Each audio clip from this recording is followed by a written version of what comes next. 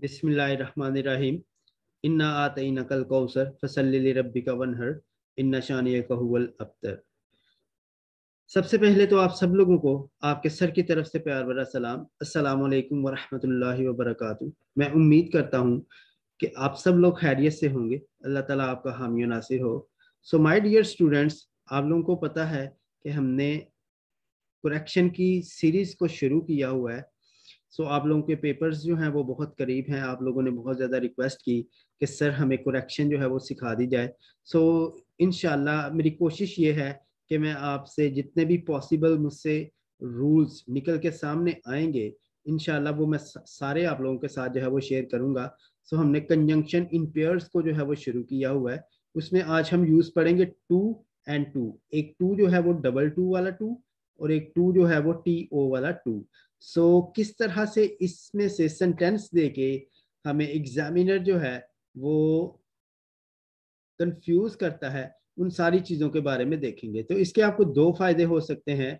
एक तो आपको उर्दू स्ट्रक्चर्स और इंग्लिश स्ट्रक्चर्स, सेंटेंस मेकिंग, ये सारी चीजें जो है वो पता चल रही होंगी। ठीक है कि इंग्लिश लैंग्वेज में कौन कौन से स्ट्रक्चर्स जो हैं वो होते हैं। उसके बाद आपका जो कोरेक्शन का पार्ट है वो भी जो है वो आपको इससे बहुत ज़्यादा हेल्प जो है वो मिलेगी इंशाल्लाह। कि आप कोरेक्शन भी कर पाएंगे और इन्हीं सेंटेंसेस को आप क्रिएटिव राइटिंग में भी अपनी यूज़ कर पाएंगे। सो चलिए स्टार्ट करते हैं। फिर आज हम इंशाल्लाह देखते हैं कि टू का जो है वो क्या यूज़ है। उसको देखते हैं कि ये टू और टू जो है दो, इनको ये किस के लिए जो है वो यूज़ किए जाते हैं। ठीक है, और किस तरह से हमें एग्जामिनर जो है वो पेपर में ये इनके इनके सेंटेंस देता है और कंफ्यूज करने की कोशिश करता है। सो फिक्रा में अच्छा, इस टू का मतलब है इतना, और इस टू का मतलब है के।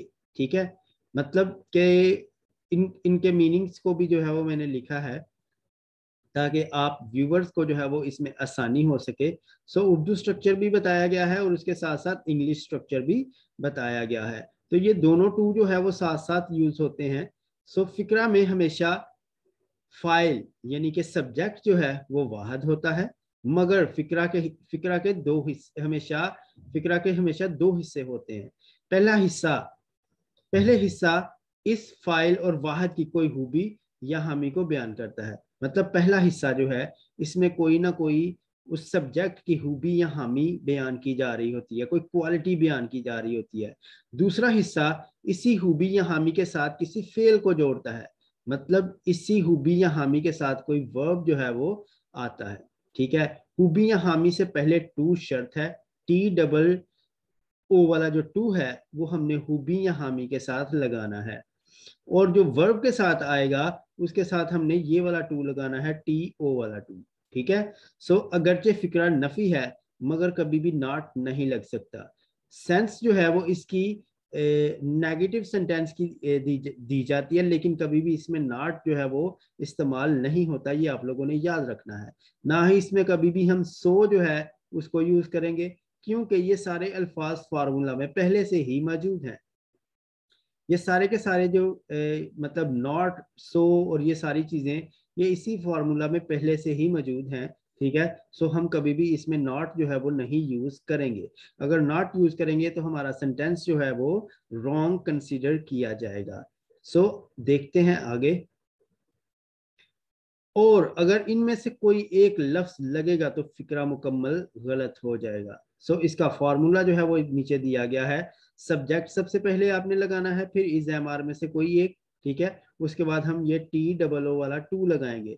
फिर टी डबल ओ वाले टू के साथ कोई हुबी या हामी जो भी सेंटेंस में दी जाएगी उसी को हम ट्रांसलेट करेंगे। उसके बाद फिर हम टू लगाएंगे। ठीक है, और फिर फर्स्ट फॉर्म जो है वो लगा देंगे। ठीक है, उसके बाद ऑब्जेक्ट लगाएंगे। ठीक है, इसी तरह अकॉर्डिंग टू सेंटेंस जो है, बेसिकली अकॉर्डिंग टू जो है वो सेंटेंस, हम इसके हेल्पिंग वर्ब को डिसाइड करेंगे कि ये कौन से टेंस का जो है वो सेंटेंस है। उसी के मुताबिक जो है वो हम हेल्पिंग वर्ब भी इसमें लगाएंगे। यहाँ पे देखते हैं वो इतना गरीब है कि रोटी खरीद नहीं सकता। ठीक है, ही इज टू पुअर। ठीक है, अब ये टू पुअर जो है बेसिकली ये एक एडजेक्टिव यूज किया गया है, और इसके साथ हमने double T T double O वाला टू लगाया है। ठीक है, और ये देखिए बाय यहाँ पे एक वर्ब है, एक एक्शन को जाहिर कर रहा है, इसके साथ हमने ये वाला टू लगा दिया है, ठीक है। सो उसके बाद हमने ऑब्जेक्ट लगा दिया है, या आप इसको कॉम्प्लीमेंट का नाम भी दे सकते हैं। So he is too poor to buy bread, वो इतना गरीब है कि रोटी नहीं खरीद सकता। इसमें कभी भी कैन नॉट का जो है वो नहीं यूज होगा। ये देखें यहाँ पे सकता आ रहा है, कुछ स्टूडेंट्स जो है वो कंफ्यूज हो जाते हैं, ठीक है। और पेपर में भी आपको जो है वो अगर वो दे दे, ठीक है, तो इसमें भी कभी भी कैन नॉट या कुड नॉट या इस तरह की कोई भी चीज, मे नॉट, इस तरह की कोई भी चीज यूज नहीं होगी। इसीलिए ये ज्यादा कंफ्यूजिंग होते हैं। ये एग्जामिनर के फेवरेट सेंटेंसेस भी जो है वो माने जाते हैं, क्योंकि स्टूडेंट्स को इन रूल्स का जो है वो इतनी गहराई से पता नहीं होता, ठीक है। वो कैन नॉट जो है वो मतलब उर्दू में तो वो हमेशा ही नजर आ रहे होते हैं, लेकिन इंग्लिश में बेसिकली उनका यूज वो नहीं होता। जैसा कि मैंने अपनी पहली वीडियो में आप लोगों को बताया था, इंट्रा लिंगुअल और इंटरलिंगुअल जो एरर्स होते हैं उनके बारे में मैंने कुछ डिस्कशन की थी। वही सेम चीज कि मतलब लास्ट पे सकता आ रहा है, लेकिन इसमें कभी भी कैन नॉट हम यूज नहीं करेंगे। वो इतना बूढ़ा है कि चल नहीं सकता। He is too old to walk, आज इतनी सर्दी है कि बाहर जाया नहीं जा सकता। It is too cold to go out. आप लोगों ने देखा कि किस तरह इसको जो है वो यूज किया गया है। पहले हमने ये वाला टू लगाना है, उसके बाद कोई एडजेक्टिव आएगा, फिर टू ये आएगा, फिर कोई एक्शन वर्ब आएगा, उसके बाद हम ऑब्जेक्ट कॉम्प्लीमेंट या अदर वर्ड को लगाएंगे, ठीक है। उर्दू स्ट्रक्चर तो आपको समझ आ गया। अब बात करते हैं कि आपको ये पेपर में किस तरह से सेंटेंस जो है वो आ सकता है। ये देखें यहाँ पे कुछ सेंटेंसेस जो है वो दिए गए हैं। He is very weak that he can not walk. आपको देखने में तो ये सेंटेंस जो है वो ग्रामेटिकली सही लग रहा है, लेकिन ये ग्रामेटिकली ठीक नहीं है, क्योंकि इंग्लिश में इसका स्ट्रक्चर जो है ये बेसिकली यही होगा, ठीक है। इस तरह के से सेंटेंस देके आपको एग्जामिनर जो है वो कंफ्यूज कर सकता है। आपको वहां पे पता होना चाहिए कि इसको हमने इस तरह से बनाना है, he is too weak to walk, ठीक है। उसके बाद देखें, he is too poor to buy a bread.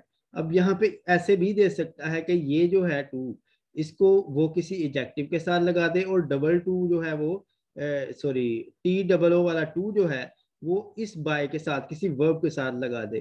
तो यहाँ पे भी आपको थोड़ी सी कह लें कि समझदारी से काम लेना होगा कि ये टू जो है, डबल ओ वाला जो टू है वो किसी एडजेक्टिव से पहले आएगा, और ये वाला टू जो है वो वर्ब से पहले आएगा।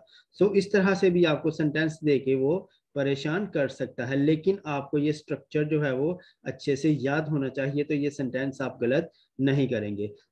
उसको इसी तरह से लिखना है आपने, he is too poor to buy a bread, वो इतना गरीब है कि रोटी नहीं खरीद सकता, ठीक है। इन दो वेज में आपको जो है पेपर में एग्जामिनर सेंटेंस जो है वो दे सकता है, और अगर आप इस स्ट्रक्चर को सीख लेते हैं तो इंशाल्लाह आप सेंटेंस जो है वो सही करके आएंगे और करेक्शन में अच्छे मार्क्स जो है वो हासिल कर सकेंगे। ये जो वीडियो है वो आपके लिए हर तरह से जो है वो फायदेमंद है। आपके लिए जो उर्दू स्ट्रक्चर्स हैं, जो क्रिएटिव राइटिंग सीखना चाहते हैं, इंटर पार्ट 2 के स्टूडेंट्स के लिए भी ये बेनिफिशियल है, क्योंकि करेक्शन का उनका भी जो है वो एक क्वेश्चन होता है।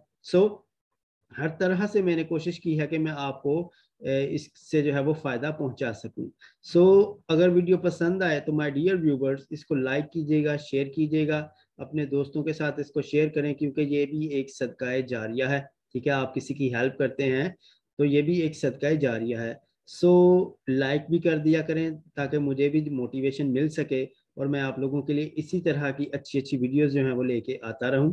अपना बहुत ज़्यादा ख्याल रखिएगा। अल्लाह ताला आपका हामी नासिर हो। अल्लाह हाफिज़।